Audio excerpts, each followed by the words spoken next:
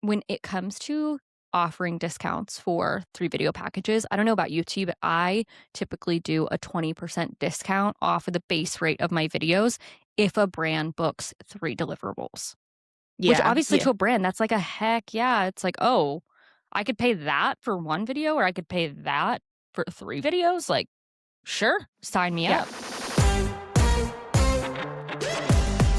Welcome to Accidentally Influential, the show for educators, experts, and creators who never meant to build a platform but want to monetize it beyond their own community. I'm Kate. And I'm T. Combined, we've built an audience of nearly 500,000 followers and landed over $500,000 in brand deals. Now we help you turn knowledge into cash, content into partnerships, and influence into a business that pays. You might have become accidentally influential, but what you do with it now, that part's intentional. Let's make some money. Welcome back to Accidentally Influential, guys. To be completely candid, this is like the 9th time that Kate and I are trying to record this. Like, not even exaggerating. We are having the craziest technical issues. So if you're listening to this, we're thrilled. And we're being so freaking persistent. One, because this information is so important. Like, we need to get this out to you. But 2, I feel like we're just absolutely resilient and are just like, yeah, this is going to work. We're going to force this to work. So there's so much resistance against this topic that we need to get it out there. We're like, you know what? They can't stop us. The industry doesn't want this to get out. We're going to make it get out. Yeah. Anyways, with that being said, Kate and I legit feel like we are sitting on like the best kept secret in like the creator space, UGC, brand partnerships, and that is retainer clients. Yes. Nobody is talking about this. And I feel like, I mean, if we're being completely candid, like T and I have definitely made most of our money in 2025. You guys will be listening to this in 2026, but right now it's still 2025. But last year, through retainer clients and like working with the same brands consistently and setting up agreements that are actually set to renew month after month and really make income from creator partnerships sustainable. And we're going to tell you guys how to do it too. Yep. It's so funny because like, I mean, we're all education-based content creators. You likely sell courses, like digital products, all of those things. And like, we think about monthly recurring revenue from that perspective, but we're not thinking about it from a brand partnership perspective. And it's like, why not? This is like, from our perspective, just like one of the most underutilized tools or just ways of earning an income in a scalable way when it comes to education-based content creators. Yeah. And I feel like it's something that when I hear a lot of people like skeptical to go full time with their online businesses, they're like, oh, like influencer income or brand income just like isn't consistent. You never know where that next check is going to come from. And I think that if you don't have retainers, that's like 1,000% true. If you do have retainers, though, it does actually give you sustainable income that you kind of can count on coming in month after month. And it feels good. It feels so good. It feels really good. No, it feels amazing. And everybody should be thinking about how to build this in. So let's tell them how. Yeah. So like, I think a lot of it comes down to like what most of you guys are experiencing. You've had brand partnerships before. If you're like pursuing your first brand partnership, the most common thing is to get into this like burnout loop where you're in this hamster wheel of like, you get an inbound, you go through the whole negotiation process, you pitch your prices, you land the deal, you go through the contract, like all of these things that you actually need to set up to land a deal. Then you like spend a day filming the content and post it, and then it's done. Then it's like, okay, get paid. Now what? Am I like, do I ask for like another video? Do I go with the next brand in my inbox? Like, now what? Right. And let's be honest, like being bogged down by admin work, nobody likes that. Like you don't want to spend all that time essentially emailing a brand back and forth to land on the deliverables, to land on the expectations, to land on the hook, all these like very micro things. And then you deliver the content and it's like, cool, now I have to do all of that over again. Like that sucks. Yeah. Unless you're Kate, who absolutely loves the negotiation process, that could live in that space forever. Unless you're Kate, we don't want to be there. I also hate wasting time. So, there's like a little bit of that. Give and take here.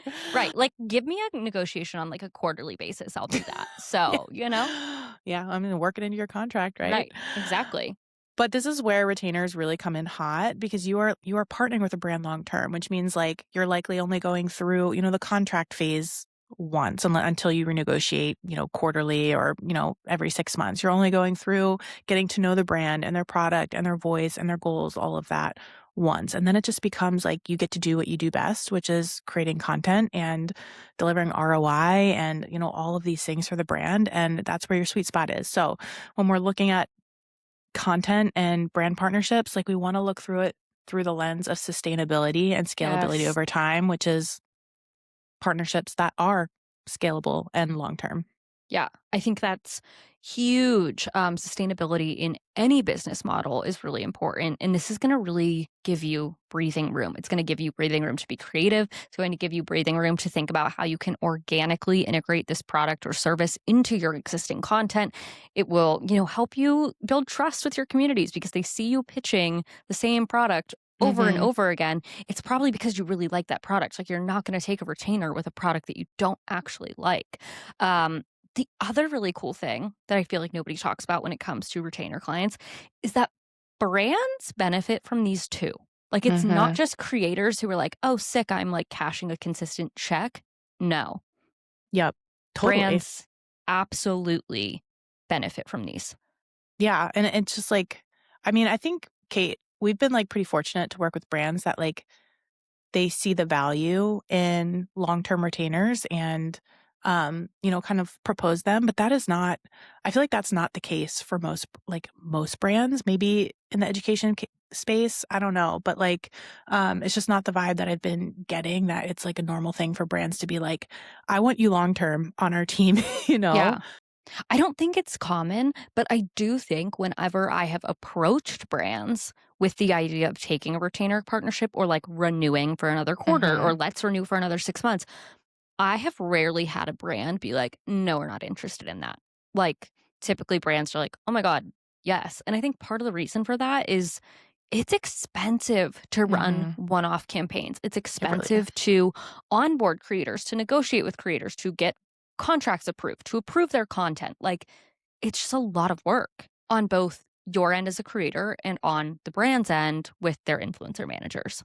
Yeah, no, that's spot on for less of an ROI. Because, like you were saying, Correct. like, the more touch points a potential customer gets with the idea of a brand or a product or a service, the more likely they are to buy in. So if you're only creating a single piece of content, it's like, that ROI isn't there. So let's talk about, like, just high level why brands love retainers when they are on Yes. the table and they're pitched appropriately, not just like coming in hot being like, "Yeah, I'm only going to work with you if, you hire me long term and I can do more than one video." We're not approaching that from this way. But the first reason why brands love retainers is that they love familiarity. Like, when you are on the team and, like, on the team figuratively, you have been a creator for them before, they don't need to hold your hand. Like, they don't need to make sure that, your tone of voice or how you're showing up is in alignment with, their brand and the values that they're communicating. They don't need to check every single piece of content meticulously because they don't trust you. Like, they really get to step back and be a little less hands-on, which that's a win-win for you as a creator and for a brand. I think the other thing brands really appreciate about retainer clients and working with creators on a retainer basis is that it often leads to a lot more authentic content because it's not like the brand is sending you over a creative brief every single week or every single month and like, "Hey, this is the 18 talking points we want incorporated in this video." A lot of times these brands back off a little bit and are like, "Hey, you are a creator, an ambassador for this tool. Like, we trust you to show your community how you actually authentically use this tool." And so that hits better with your community. It hits better with the brand's audience. It's a win-win. Totally. And I feel like, just to add on to that, like, some of the brands that I do have retainer relationships with, like, a lot of my subsequent content ideas come out of questions that land on the videos I've posted in the past. And it's like, the more videos I post, the more engagement I'm getting from my community with that, like, brand's content. And therefore, the more content ideas I have for that brand. So, like, it builds itself. Right. I literally just filmed a video before we jumped on to do the podcast. That was a brand partnership video. That was a Q&A Mm. from a question someone had left on another brand partnership on my page, and I was like, "This is it just makes so much sense." Like, Yeah. that's essentially what they like, I almost think of it as, like, we're boots on the ground. It's like Mhm. our communities come to us with these, like, very specific nitpicky questions that then we can address, that if you would chat somebody on, like, the brand's customer service website, Yeah. it would probably take them longer to explain it, and it's not hitting as many people as when an influencer is actually able to take that on. And if somebody has a question about it, like, they're not the only one. Totally. No, they never Yeah. are. Right.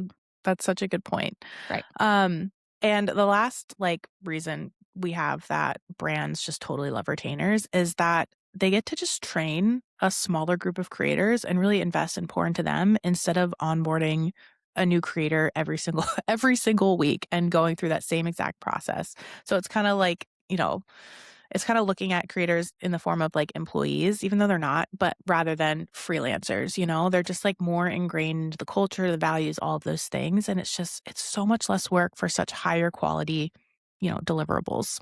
Yeah, absolutely. I think that nails all of it. So now that you guys know a little bit about the why these benefit creators, the why these benefit brands, let's talk about the how. And so let's specifically talk about how to pitch these, assuming that you have never pitched a retainer client before, or you maybe don't even have any existing brand deals yet. That's totally okay. We're going to give you guys a few different options here. Yeah. And like we said, like there's a good portion of brands that aren't offering these up. Yes. And so there's just a huge opportunity for you as an education-based content creator that is trying to position themselves as a professional and an expert in the field and not just somebody that's like, I'm here to create videos because, that's what I do. That's not what we've been teaching you here on Accidentally Influential. We're trying to like really teach you to show up as a business owner that can create immense value for a brand. And so there's a really big opportunity here to be able to approach retainers from that perspective. And so your ultimate goal is to like early on, if you are, if you have an inbound and you're like, yo, I love this brand, like I would just dream of partnering with them long term.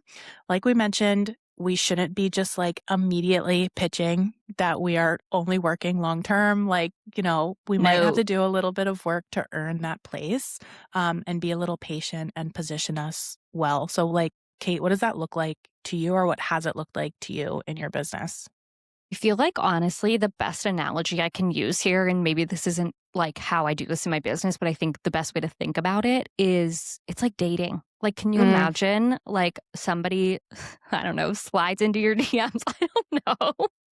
Or like approaches you and wants to take you on a first date. Am I showing our yeah. generational differences here, I was T? gonna say, your girl's been married for 13 years, so yeah, slide right into my DMs.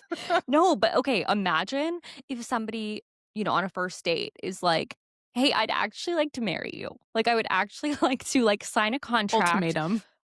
forever in perpetuity that we are going to be together." And it's like, "Whoa." Like, that's a Yeah. lot. That's like Pause. yeah, hey, maybe not. That's why you don't wanna go into this with, like, but it's like, okay, think about it like dating, like, you've worked with this brand a few times, you're getting to know each other, you like working with this brand, you know their influencer manager, you're, like, friendly, maybe some, like, smiley faces are getting sent in your emails back and forth, you know?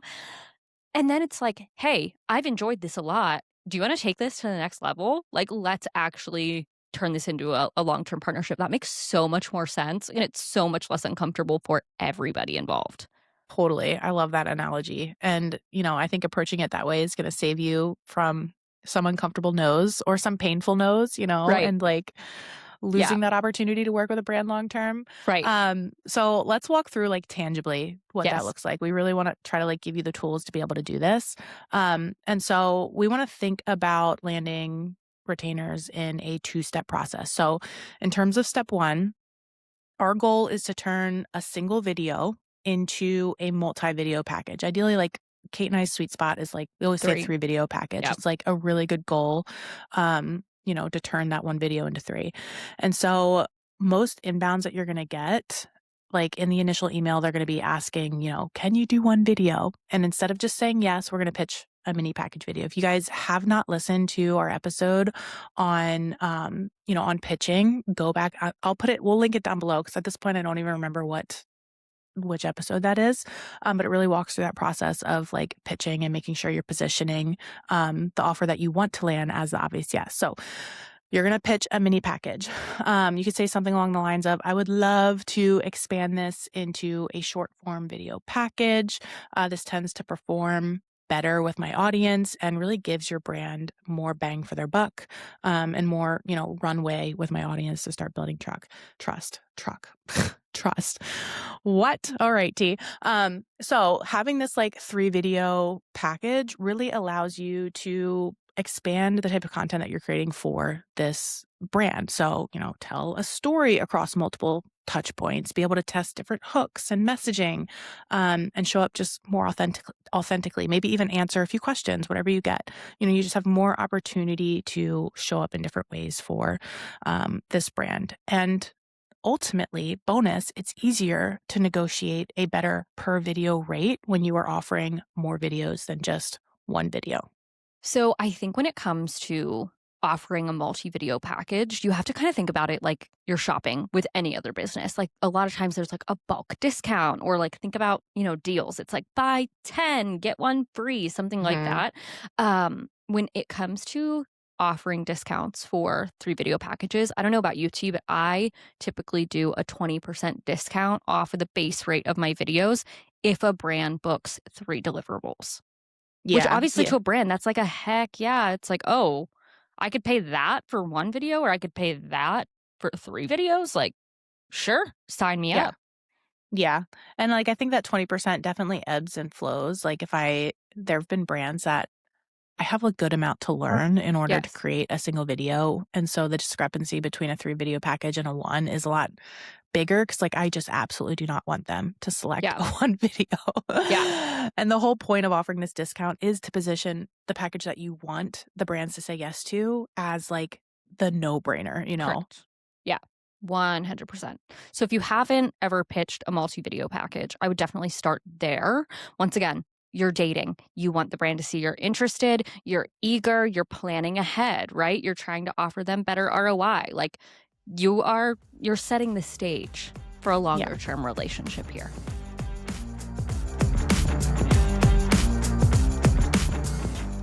We talk a lot on this show about taking yourself seriously as a creator, and that means setting yourself up like a real business. That's why we're really excited to be partnering with Taylor Brands. They're an all-in-one platform that helps creators and entrepreneurs like you and me form their LLCs and get their business organized. When T and I decided to make Not an Influencer Creator Agency official, we actually used Taylor Brands to form our LLC, and the process was honestly so simple. We were able to file from our laptops at home in like less than an hour. They walked us through the entire process step by step, and we were able to track the status of our filing right from within our Taylor Brands dashboard. Taylor also offers additional services like helping you get your EIN or set up your business bank accounts, so once your LLC is filed, you've got what you need to keep moving forward. Plus, tools like their finance manager can help you track your income and expenses as you grow, which, let's be real, is the part most creators avoid. If you're a content creator ready to treat your platform like a business, search Taylor Business Builder to get started today. And so once you land that 3 video package, here comes step 2. You've crushed it. You've posted it. You've got paid, all those things. It's now time to go back to the brand with performance insights and Yay! data, you know, Love. all of the hard metrics that really communicate that, like, she's a hell yes. Like, I want to continue to work with her. Now you have data. It's not just, okay, here's my engagement rate. Here are brands that I've worked with in the past. Like, you have hard data of what you have delivered to this brand. And so we're going to go back to them and we are going to pitch a long-term partnership and a more like frequent cadence of posting videos for them. Yeah, but we're not gonna do this in a way that's like, "Hi, I would like more work." Like, pay me again. Yeah.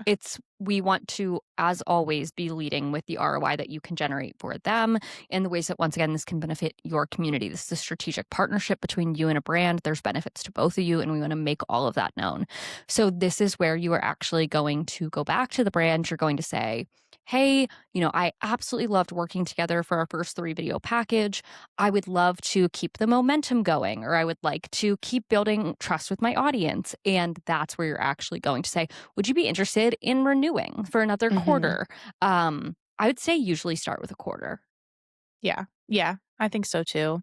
Um, and, like, a lot of times I like to trickle in, like, I like to drop breadcrumbs of different responses that my community has had on videos. So I'll, like, monitor different comments or DMs that I've gotten and things that people are saying they're excited about or questions that they have, and make sure I work that into that repitch just in a light way, not like, I'm not like screenshotting all of these comments and being like, "Look how excited people are," in a very like organic way, because like I feel like the more you can communicate to the brand how interested and invested your community is starting to be in what they have to offer, the more likely I've found that I'm going to land this retainer in a longer term fashion. Yeah, 100%. And I think that, once that quarterly renewal or whatever is over, that's when you step back and you're like, hey, I've loved working together for this quarter. Once again, integrate the things T was talking about with like, my community's really loving this. Here's evidence I have conversions, whatever it is. I'd really be interested in turning this into a long-term partnership. Are you guys interested in renewing for another quarter? I think sometimes people just don't ask. Like, brands don't know that you want to work with them on a consistent basis. And so if you ask them and you can provide evidence of how this is working and how it serves both of you, it's kind of like an obvious yes. Yeah, totally. And one thing that I learned from Kate actually that I now like work into all of my renegotiation conversations is language around like your plans for each quarter. Like Yes. always looking ahead, and Kate can speak to this better than I do, but like dropping comments in, when you're pitching a retainer, like I'm looking ahead to Q2 and prepping the brands that I'm planning to work with.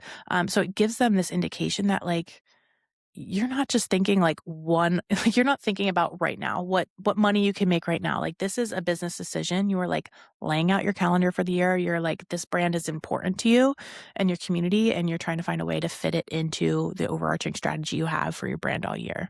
Right.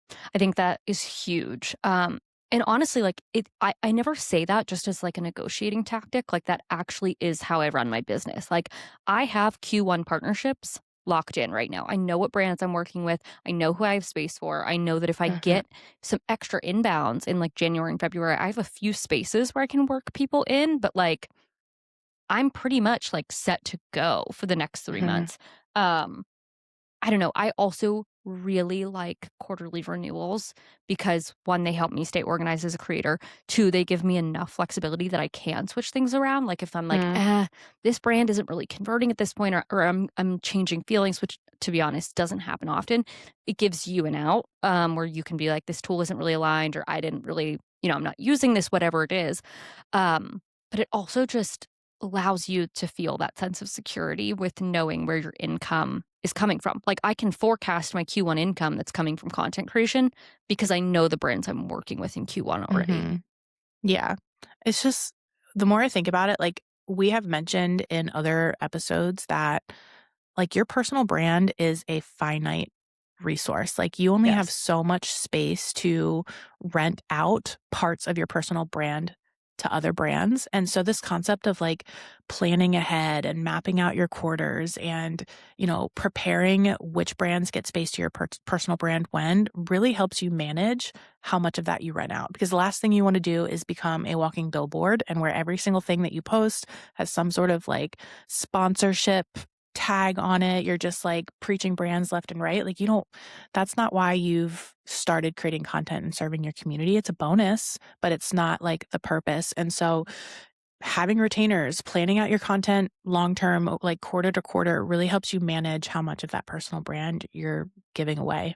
Right. It also presents an opportunity. And this is something that I've had conversations with so many creators about. And I'm like, when's the last time you renegotiated your rate with a brand? And people are like, oh, like a year and a half ago. Oh, I haven't since the first video we did together. And I'm like, you need to be evaluating that on a regular frequency where it's Mhm. like, hey, we had a 3-month contract locked in. I would love to renew again for 3 months. My rates have increased. These are my Mhm. new rates. How does that feel to you guys? And I know that as a creator might sound really scary. A lot of times we don't like to negotiate it. We don't like to put our foot down. We want to please brands. But once again, this is your business. You are offering a service. Like it is normal for you to charge more if you are reaching more people. Or if your engagement Mhm. rate last quarter was like 10%, and you had quoted them when your engagement rate was 5%, like you have to change some things around. And a lot of times it's not going to be these like huge dramatic, shifts of like, oh, last quarter we worked together, I charged 450, and this quarter I'm going to charge them $12,000 a video. Like, don't do that. But when Mm-mm. you create space for there to be like, okay, we were at 450. This quarter, I'm going to move up to 550. Okay, next quarter, my metrics didn't change that much. We're going to stay there. Then the next quarter, you move up to 600. Like, it creates a very sustainable progression in your income as a creator as well. Totally. It's so true. Yeah. All right. So every single episode, we leave you guys with a challenge because the last thing we want you guys doing is consuming and then sitting on your butt and not making more money. That's not what we're here for. So, every episode we like to give you guys a challenge because the last thing we want to do is like have you guys consuming all these podcasts and not going and doing anything and not making any more money. We're not about that. We want to get you paid. So this week we actually have two options for you depending on where you are at in your content creation journey or just brand partnerships in general. So the first option, if you have an inbound deal pending, like if there's something sitting in your inbox and you've been eyeballing it, if you've been like maybe back and forth a little bit, we challenge you to take that and turn it into a 3-video package. You could say something like, I would love to discuss expanding this into a short form series. I found that multi-post partnerships perform stronger with my audience and offer more room to build trust, something along the lines of there, or go back to our pitching podcast and go through that entire process. So that is your first option. Mm-hmm. And your second one would be if you had just wrapped up a short-term deal. So let's say you just did, if it was before you listened to the pod and you maybe did a one-off package, or maybe you did a 3-video package. Talk about expanding that contract. Reach out to that brand and say, hey, I really loved working together. Here are the stats that we can look at from these videos and how they performed. Would you guys be interested in renewing for another quarter? Offer them a juicy bulk discount, really show your enthusiasm, and see where it goes from there. I think you might be surprised at the answer if you actually are willing to ask the question. Yeah, totally. And if you're not in the boat that you're like, I don't have any active brand deals right now. I'm not getting inbounds, anything. I'm just here to learn. I'm learning, Nope. right. Great. We love that, but we can still go out and start practicing these skills. And so we want you to draft a sample 3-video retainer pitch so that you have it ready for when you inevitably are in that place to be able to pitch that to an actual brand that's on the table. So you're going to practice writing it now, what you're going to say, feel it with confidence. And then you'll have a resource for future version of yourself that is about to land a pretty awesome brand deal. Yeah, and like manifest it. Like, come on. We're into the energy side of this. We've told you guys, like, you got to believe it. You got to believe that these opportunities are actually out there for you. So we mean it. We're being serious. Like, if you don't do this, we will know. We'll haunt you through your headphones. Do your homework. Yes. Okay. So that was fun. We'll probably be talking about retainers a lot. Like we said, like this is a very big part of our business. And I feel like even just talking about this, I had several ideas for additional podcast episodes. But we really hope this was helpful for you today. And if like at any point, like if you actually went and did your homework, like we're expecting you to, and you landed a retainer, you landed a 3-video package, please message us. Like we want to celebrate the crap out of you. Because that's huge. Like, I feel like you're already ahead of a lot of education-based content creators who aren't putting themselves out there, aren't applying things like this and what they learn to building their business. And we want to celebrate you. Yes. As always, please make sure to subscribe, rate the podcast, and join our Creator Club waitlist, guys. Oh my gosh, we're working our magic in the background and we can't wait to share more publicly soon. But for right now, get on that waitlist. You're really not going to want to miss this. Yeah. And we will see you guys, as always, next Monday. Bye. Bye.